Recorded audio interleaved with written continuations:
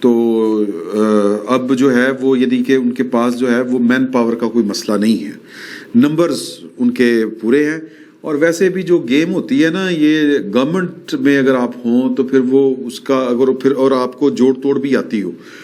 اچھا ایک میں ویسے کہ ضمناً بات کر رہا ہوں، اس وقت پاکستان کی میڈیا کے اوپر منڈی لگ گئی، اخلاقیات یہ وہ، سیاست یہی ہوتی ہے. عمران خان صاحب نے جب کیا تھا اور یہ 16 جولائی کو کیا آخری دفعہ، 16 جولائی کو انہوں نے جو 2 بندے ریزائن کروائے، شرک پوری صاحب اور دوسرا، تو وہ اخلاقیات کے کس اصول کے مطابق کروائے تھے؟ یہ بات نہیں ہوتی. سیاست جو پاور پالیٹکس ہے اس کے ڈائنامکس مختلف ہوتے ہیں، یہ اخلاقیات کے تقاضوں کے اوپر پورا نہیں اترتی.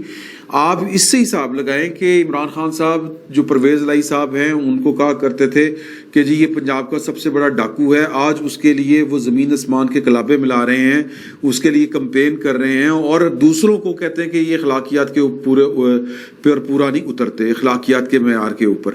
تو کیا عمران خان صاحب کو کوئی احساس ہوتا ہے جب ان کو کہا جاتا ہے کہ جی کہ آپ تو اس کو ڈاکو کہتے تھے، آج آپ اس کے لیے ووٹ مانگ رہے ہیں، آج یہ آپ کا وزیر اعلیٰ ہے؟